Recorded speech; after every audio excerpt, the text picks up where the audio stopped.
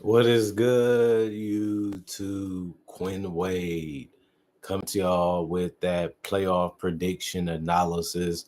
We're going to predict who's going to win the series, the Oklahoma City Thunder or Ant-Man and the Minnesota Timberwolves with a little bit of help with Julius Randle. You know, he's been playing really good lately and balling out. But I want to tell you everybody that might have a key impact in this series and why. Then I'm going to say for the other team. Then I'm going to tell you who I'm going to pick and how many games I'm going to pick them in, just to have a little bit of fun on the channel too and give y'all something different when it comes to analysis on this channel.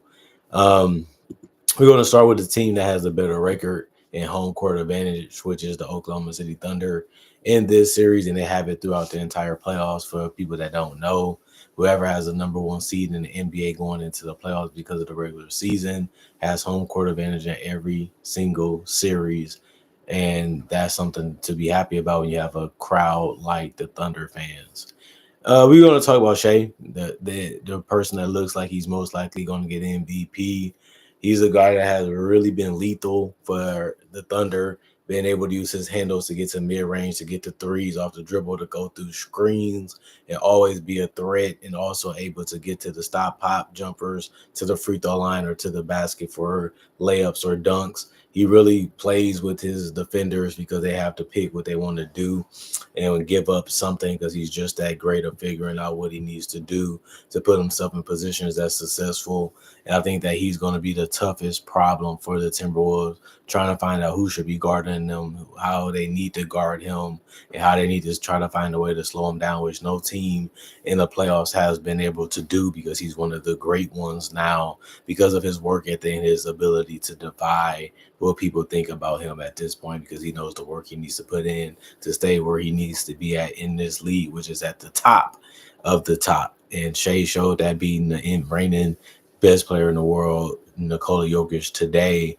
And now we're going to see if he's able to follow that up with another victory over a team that probably ain't as good as Denver, but they're still going to be tough and hard to beat because they have a lot of good matchups that they can use against the Oklahoma City Thunder. But one of their toughest matchups is going to be who's going to slow down Shea or who's going to try to take Shea out the game. They have some guys like Jaden McDaniels. They have guys like Nickeil Alexander-Walker, Anthony Edwards that can make it tough, can make it hard, but you don't want those guys to get in foul trouble because they don't have as much depth as the Thunder. They don't have as much scoring as the Thunder do. So that can be something that can be very detrimental if they get in foul trouble or if they get in trouble for him continuing to score because he is a guy that gets to the free throw line and knows how to get there because he has the IQ to be able to do it. So you have to watch who you put on him. You got to watch who helps because if you're trying to grab, pull, or touch, the referee is not shy of calling fouls for him. Another guy is Ed Hardenstein, a guy they didn't have last year that they do have now. Rebounds at a high level, can hit the floater, can get all the way in the paint, be in the dunker spot, and be able to finish real strong. Can knock down free throws as a decent clip because he's a center and a guy that can move the ball and do dribble handoffs to give guys space and room to be able to have an advantage over their defender. That's all he's there for. That's all he needs to do besides slow down the bigs of the Minnesota Timberwolves. Other than that, I don't really see him doing anything crazy because what he does already is important to success in the NBA, and it's good the fact that he can do it at the highest level against the best competition. And he did a great job on Jokic, and so did Chet Holmgren. He's long, he's lanky. They can play the double big lineup, and that can make it some real tricky, tough things for the Minnesota Timberwolves to figure out. And yeah, Julius Randle can go right at him and bang with them and try to find a way to score over him. But what happened to they just put Chet on Rudy Gobert instead of Julius Randle and let Hardenstein bang with Julius Randle? That might be a good way to slow him down because Julius Randle's been hot. But if it doesn't, it's just a way to keep guarding on one-on-one so you don't really have to help or double team or play a zone, which the Thunder has capabilities of doing that. But Chet can knock down the three on the offensive end. He can finish with dunks. He can also put the ball on the floor a little bit and try to find a way to get close to the basket and just use his length to finish over smaller defenders or less quick defenders. And that's something that he has been doing really good. guys that's going to make an impact besides Jalen Williams, who is a guy that we know is one of their high level players, and he's needed in that starting lineup because his ability to handle the ball and play make for others and get them easy opportunities and shots, but also hit the mid range to put pressure on the defense to try to keep him out of the paint because he can't hit floaters, he can't make layups, and he is a guy that don't mind going all the way to the basket, even if he misses shots, which he has shown even in the playoffs. But he also can knock down that spot up three, so you have to watch him from that. And if you close out too hard, he's going to find a way to punish you like the great players in this league does. And he's an all-star, so he understands his role, he understands his game. It's just going to be about, can he make enough shots to help this team win. When he making shots, they're a tough team to beat. When he's not making shots, you have the ability to creep on them and beat them. And we don't see that even against the Denver Nuggets. And that's something that he has to continue to work on, is his consistency against high level competition. Other than that, you look at guys like Aaron Wiggins and Isaiah Joe and Cason Wallace. Their job is to be switchable, communicate, go out there, knock down perimeter shots, put the ball on the floor, make layups and dunks, and get steals, and be able to get out in transition and score easy opportunities. If they're doing that, then they're going to be happy. The other one, Jalen Williams, that one, he's going to be able to knock down a three or two and just use his physical profile to just make it tough and hard for them to get hard buckets, and they're going to have to try to figure out how to score on them, which can take up some clock. That's his job, is to go in there and just make things difficult and hard. And then you look at the fact that he can be a physical body that can throw at Julius Randle and make it tough and physical for him to be able to score without them really caring if he in foul trouble, because they still have other guys that's going to be playing more minutes than him anyway, aka the starters. And then Ken Rich Williams, he's not going to play too much, but he might get on the court if it's a blowout. You can say that about a lot of guys, even AJ Mitchell, too, that if it's a blowout, they're going to get a chance to play. And they probably might score a couple points just because of that, but it's not going to be because of their impact of winning, just because it's just to give people a breather and some rest, and just to make sure guys are healthy going into the next game. But they still are worth mentioning because there are guys that can play this game of basketball at a high level. And then obviously Caruso, he's big because of the steals and ability to guard basically anybody and be able to knock down corner threes, spot up threes, and be able to use his speed and quickness to create transition opportunity for himself and his teammates, and to be able to get to the basket and score. Outside of that, that's really it for the Thunder. And then the Timberwolves, I like what they have been doing. This is their second time consecutively getting into the conference finals, but I think it ends in the same result because they just aren't that great when it comes to playing against the highest level of competition. And if everybody's healthy from the Thunder, I just feel like they got so many bodies that they can throw at the best players of the Timberwolves, like Nickeil Alexander-Walker, like Anthony Edwards, like Mike Conley, and like Jaden McDaniels. And then they also rely on Dante DiVincenzo. And I feel like they do have good wings, they do have good guards, but I just think defensively, the Thunder are better on that end with their guards and their wings. And even if they get in foul trouble, they have so many of them that they can throw back out there and still get scoring, still get defense and rebounding, that it can make it very, very tough for the Timberwolves to be able to win this series. But we know they're going to try. You know that they believe in themselves. They know it's going to be a difficult matchup to win, but they're going to be ready and they're going to push themselves to be that.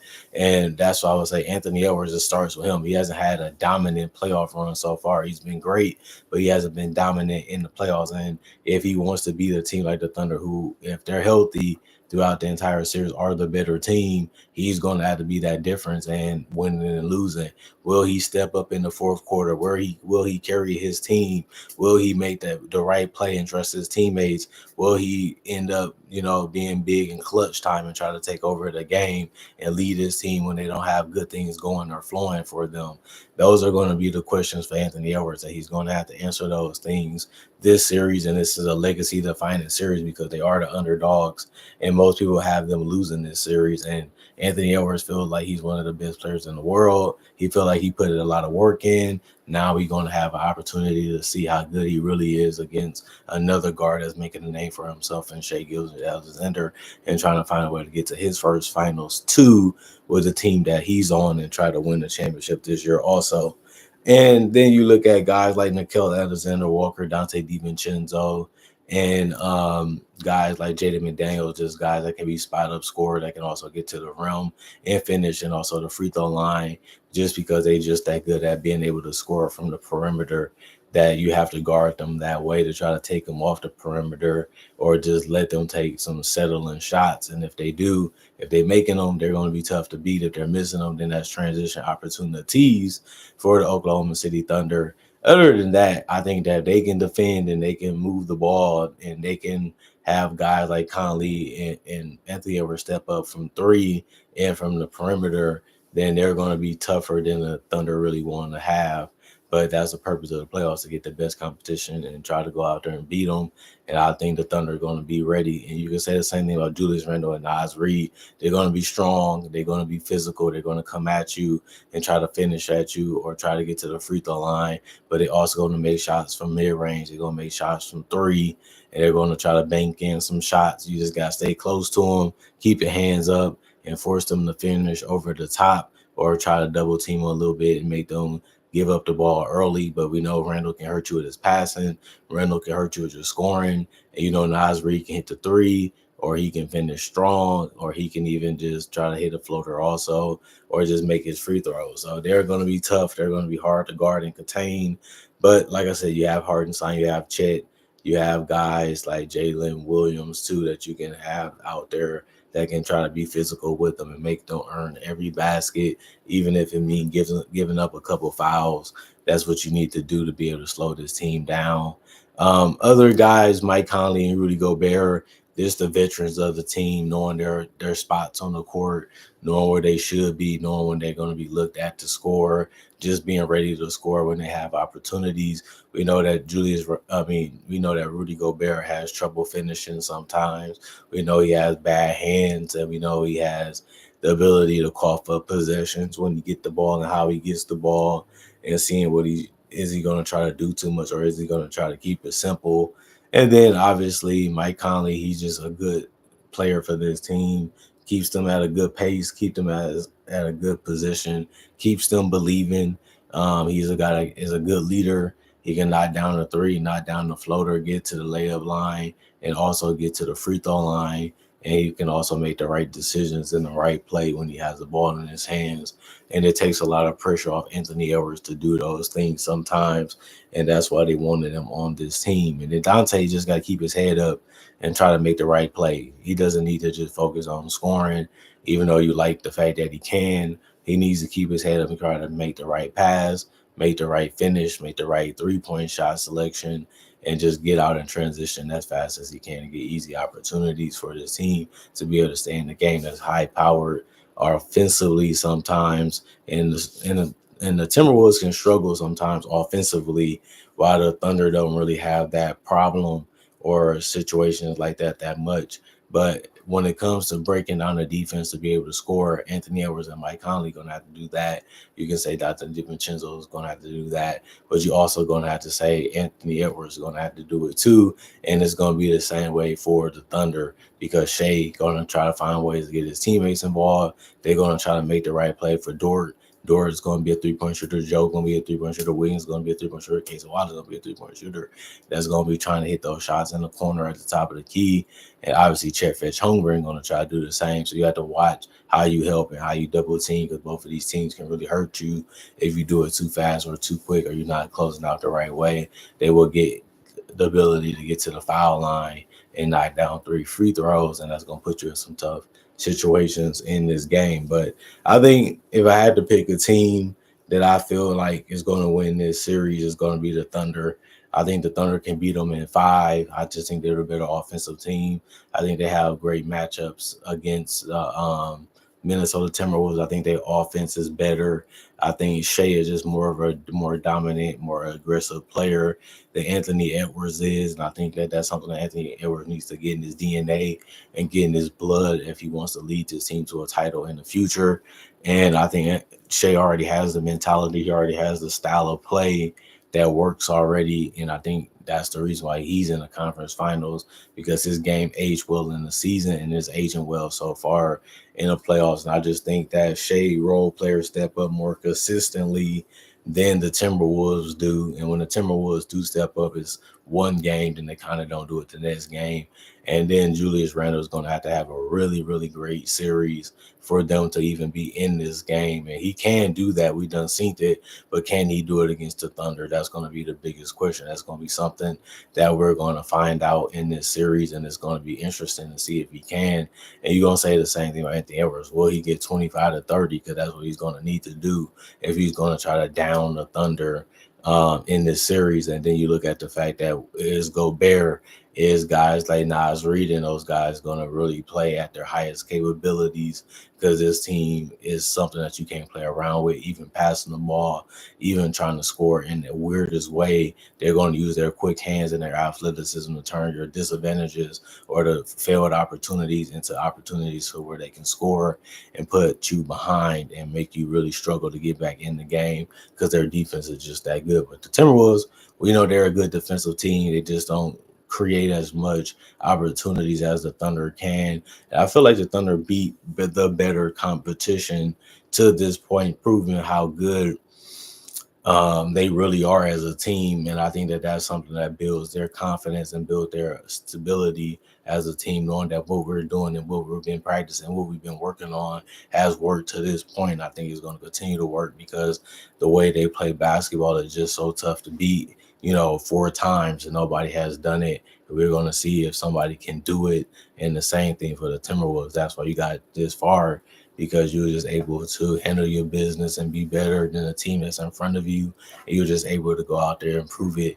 And, Minnesota had a break. They had rest. But we do remember the Thunder will have a little bit of rest, and they also will be at home for the first 2 games, and they're tough to beat at home. Even though it's been done, they are still going to be tough to beat there.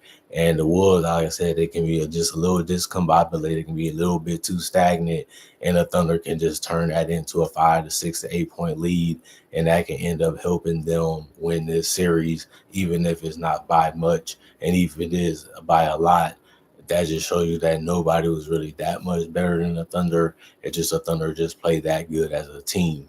Other than that, comment, like, subscribe, share, hit the notification bell for more analysis. And if you're new to the channel, I do conversation videos just like this and various NBA-only topics. Also do breakdowns with real footage of legends, current legends, rookies, and also future stars. Also do my draft and draft coverage. So you love that type of stuff, I have that on my channel. Plus, I got over 3,000 videos on my channel that you can already watch and become a subscriber or a fan of if you like the content that you see. Plus, I upload every single day that I'm living, so it gives you something to watch and something for you to enjoy when it comes to a form of entertainment on this channel, even though it's only basketball, NBA / related content. Other than that, thanks for watching. Thanks for checking out the channel. Thanks for giving me some of your time. Thank y'all for caring about what I have to say and what I think. And thank y'all for appreciating the content that I make and loving it for what it is. Other than that, thanks for watching. I was always going to say, let's make 2025 a better year than 2015. That was one of the biggest years of my channel. Let's continue that legacy and try to do it bigger and better this year. We've been great these first 5 months of this year. Let's continue to do it going into next year too. And let's continue to do it for the rest of this year. And let's do it as much as possible. And that's a 50-50 of why this channel is still around, because you guys love watching what I have to say and what I love making. And you guys forget the fact that I love making it for y'all. But since y'all understand that, because I'm showing it by making videos consistently, that's the reason why this channel has been popular, and that's why this channel has been around for so many years. Other than that, thanks for watching. Thanks for checking out the channel. Hope you guys had a great day. Hope you guys stay blessed up. And other than that, I will see you guys tomorrow, hopefully with more analysis. Then give y'all something else to watch, give y'all something else to be entertained by, and give y'all something else to be excited by. That's my job as a content creator. I love it. I enjoy it. And I have more in store for you guys as the year continues to go on. Other than that, I'm going for now. See you guys later. Peace out. Y'all stay blessed up.